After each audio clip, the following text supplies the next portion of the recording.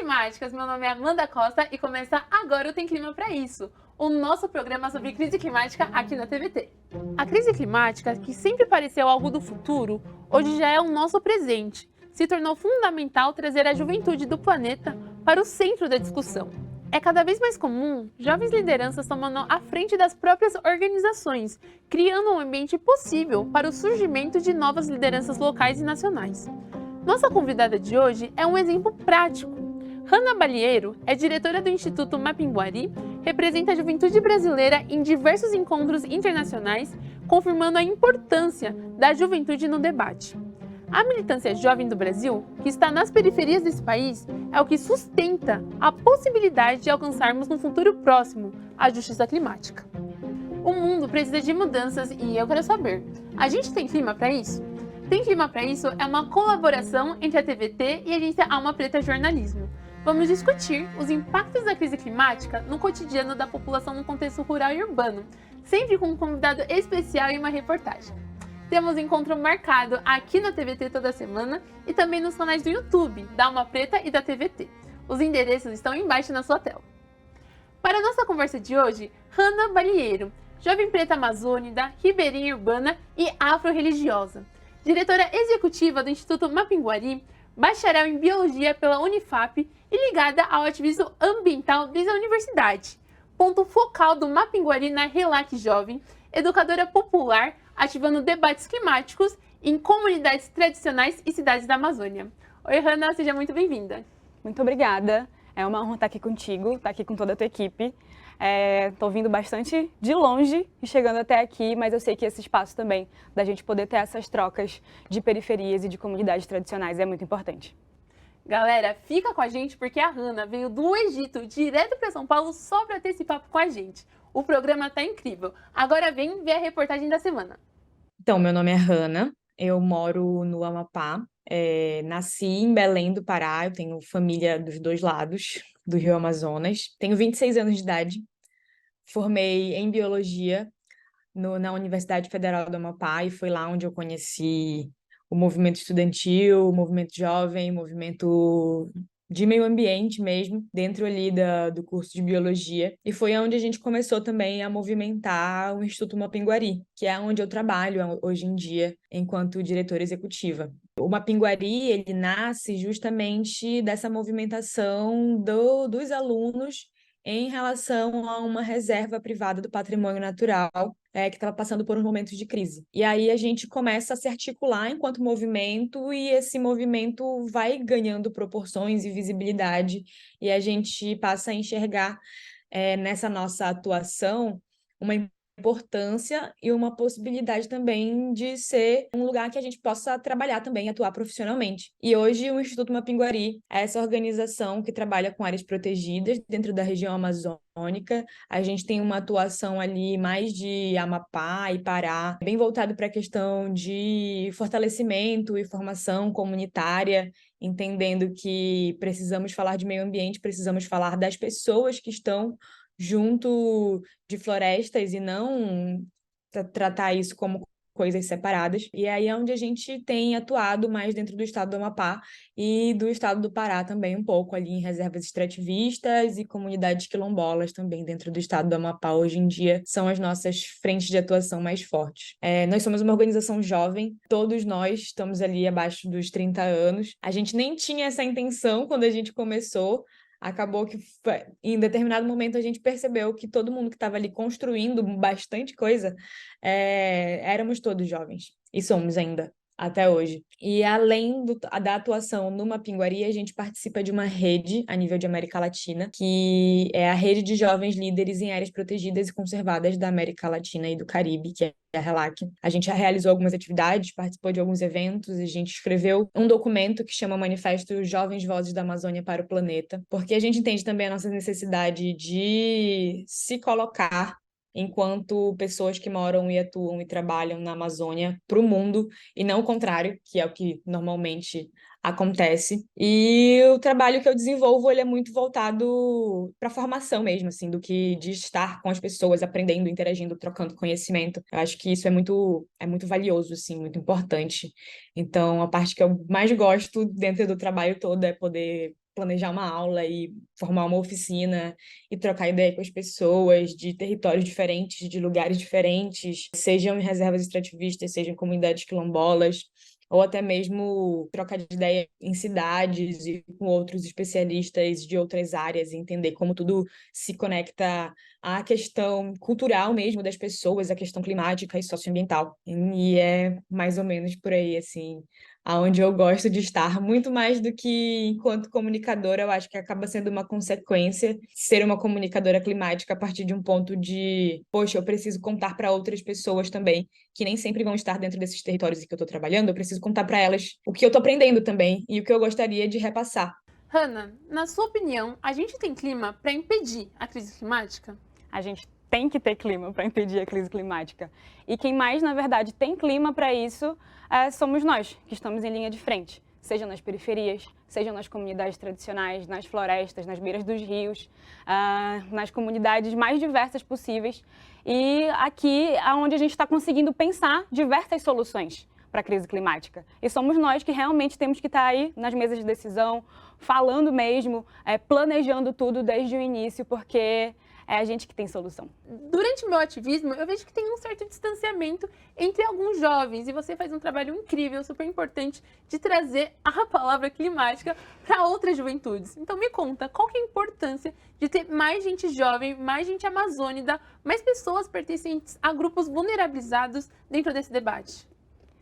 Então, tem vários motivos, assim. Eu acho que a juventude, por si só, ela vem de um contexto até histórico de que nós causamos revoluções, nós fazemos revoluções. A gente está pensando aí um mundo melhor, a gente quer que as coisas elas sejam mais justas, e não só para a juventude, a gente quer que as coisas sejam mais justas para todo mundo, para quem é mais velho, para quem vem depois da gente também. Então, a gente tem esse papel histórico e a gente precisa de uma revolução climática também.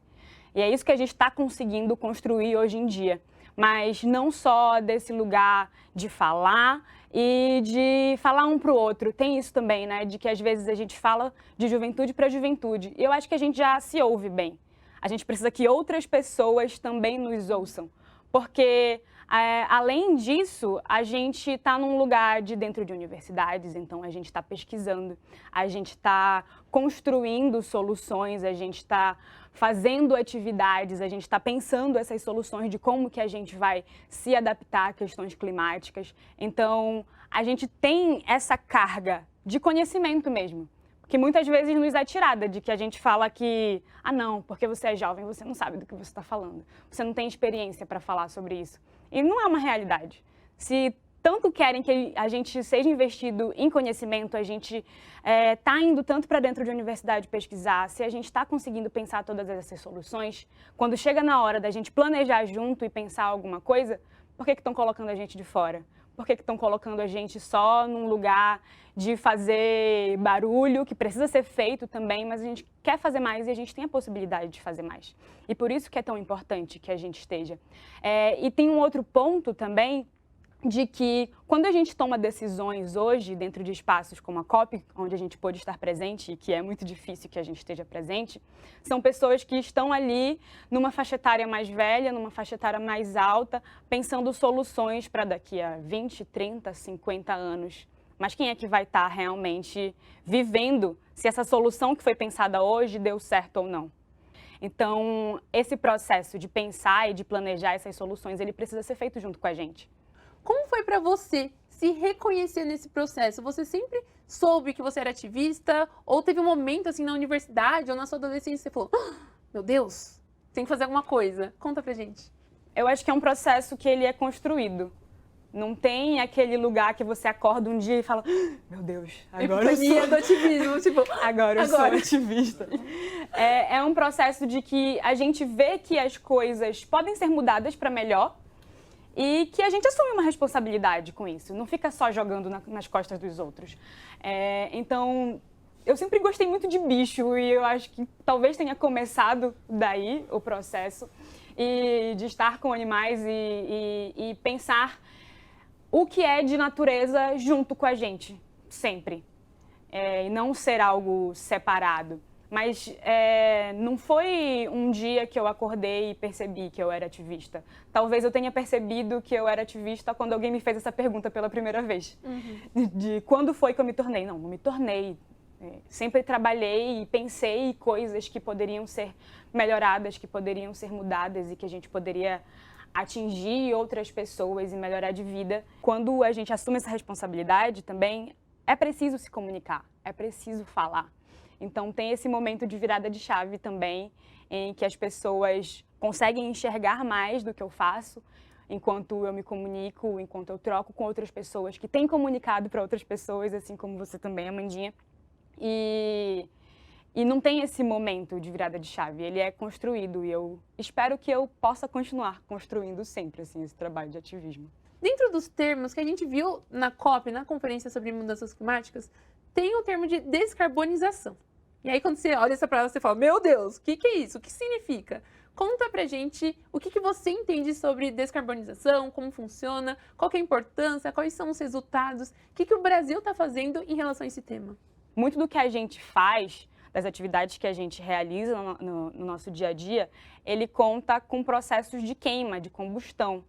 E essa queima, ela acaba gerando um resultado e esse resultado é o gás carbônico e ele vai para algum lugar. Né? Na natureza tem aquilo que a gente fala que nada se cria, tudo se transforma. Então, quando a gente faz essa transformação dentro dos nossos processos de energia, muitas vezes, a gente acaba emitindo esse gás carbônico para a atmosfera. E aí, o que rola? Onde está esse gás carbônico aí que a gente tanto fala e que a gente não quer que ele exista mais, né? O processo de descarbonização, tirar aí o carbono da nossa vida. Então, tem muito dentro dos carros, né? Dos combustíveis, tem muito dentro de indústrias. Então, todas essas queimas a gente está gerando algum tipo de emissão. E isso não tem feito bem para o nosso planeta. A gente volta ali no nosso ensino fundamental, quando a gente falava sobre gases de efeito estufa e sobre o buraco na camada de ozônio, e sobre como isso afetava, na verdade, como isso ia afetar a nossa vida no futuro. Só que aí esse futuro chegou. Então ele é o nosso presente, ele é o nosso agora. E a gente precisa saber como pensar em outras alternativas de produzir energia também, sem que a gente continue causando esse dano para o lugar em que a gente está morando. E tem um adendo que eu gostaria de fazer, é que esse processo de descarbonização, ele é diferente para diferentes regiões.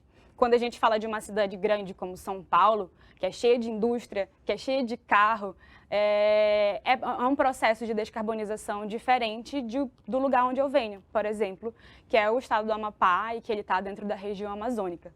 O processo de descarbonização, para a minha região, ele está muito atrelado a uma questão de terra mesmo, de uso da terra, que é uma discussão que a gente tem dentro das COPs também. Então, se a gente quer deixar de emitir carbono dentro da região amazônica, a maneira com a qual a gente está emitindo tem muito a ver com a forma como a gente está lidando e manejando a terra. Isso tem a ver com queimada, isso tem a ver com agronegócio, isso tem a ver com grilagem de terra. Então, uma solução para a nossa descarbonização enquanto região amazônica é a própria demarcação de terras.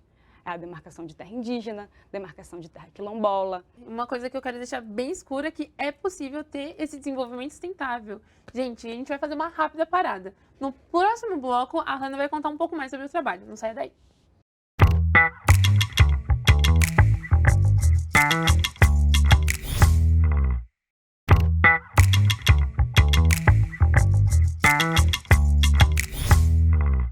Estamos de volta com Tem Clima para Isso, dessa vez com Hannah Valieri, uma querida amiga e diretora executiva do Instituto Mapinguari.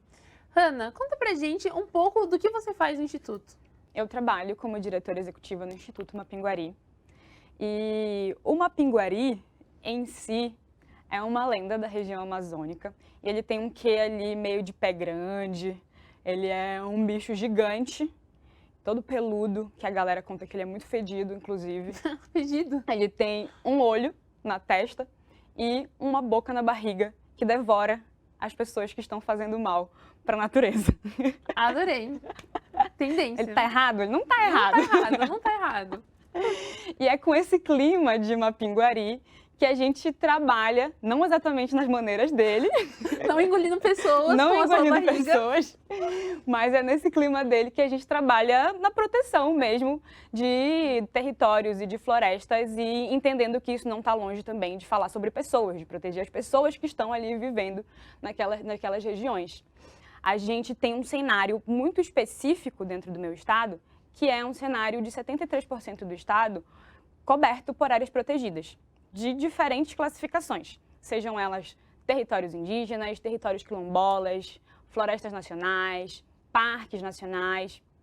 E não tinha ali nenhuma outra instituição falando sobre isso ou se colocando na frente para falar sobre isso. Então, o Instituto Mapinguari, ele surge lá em 2015, voltado para essa nossa especificidade de áreas protegidas, de trabalhar com conservação, de trabalhar com floresta, mas enquanto a gente vai trabalhando, a gente vai percebendo que não é só sobre floresta e bicho, é sobre tudo, né? A gente se percebe não distante daquele lugar, mas fazendo parte de um todo. E tem isso também da lenda do Mapinguari, né? Que em um dos desdobramentos da lenda, tem algumas etnias indígenas da região que falam que o Mapinguari, ele é um ancião de alguma etnia indígena que quando ele percebe que já está ali muito debilitado, ele se recolhe para dentro da floresta e se encanta e se torna um Mapinguari. E eu acho que isso fala muito do quanto a gente não pode se ver distante do que é a natureza, do que é a floresta, do que é natural. Porque está tudo interligado, faz parte de uma coisa só. Então é assim que a gente tem trabalhado hoje em dia. A gente tem trabalhado junto a comunidades quilombolas, a gente tem trabalhado junto a comunidades em reservas extrativistas e é sempre uma troca de conhecimento.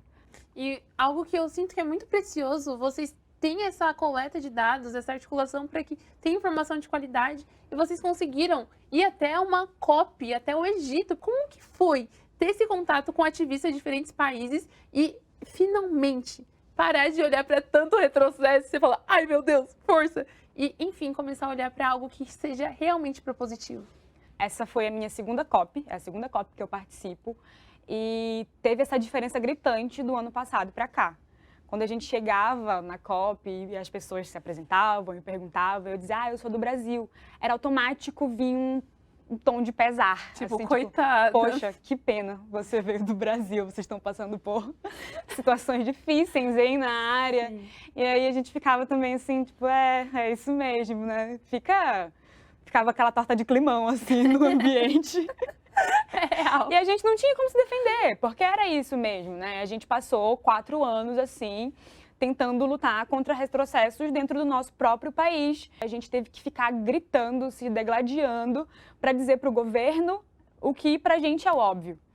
E então, estar nessa COP esse ano foi isso. Acho que a gente tomou um lugar muito de protagonista, assim. Tivemos a presença do presidente, a gente pôde conversar, assim, na mesma mesa com ele, foi muito legal.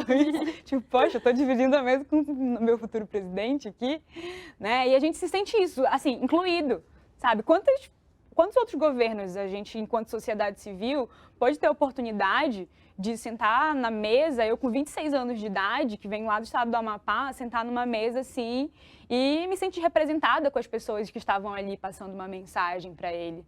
Né? E de cobrança também, né? De que não dá mais para a gente ficar só cobrindo buraco, né? A gente precisa avançar também. E é essa mensagem também que a gente precisa passar, fazendo essa ponte, né? De vir de um lugar distante, de ir para um outro lugar distante, de atravessar um oceano para dizer, gente, não dá para continuar agindo de forma a não pensar em pessoas quando a gente pensa em crise climática. Justiça climática é pensar em pessoas, pensar em crise climática é pensar quem serão os mais vulnerabilizados durante todo esse processo. Nós não somos os principais culpados, mas a gente está sofrendo as principais consequências. A gente volta daqui a pouco com o último bloco do Tem Clima Pra Isso. Fique com a gente.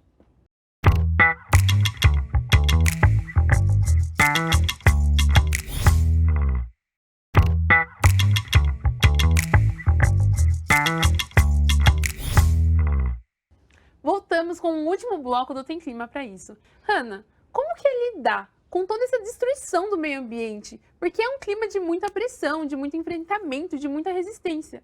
Ao mesmo tempo, você é uma mulher de 26 anos que quer sair, quer se divertir, quer beijar na boca, porque beijar na boca é importante. E como fazer esse balanço entre esses dois mundos?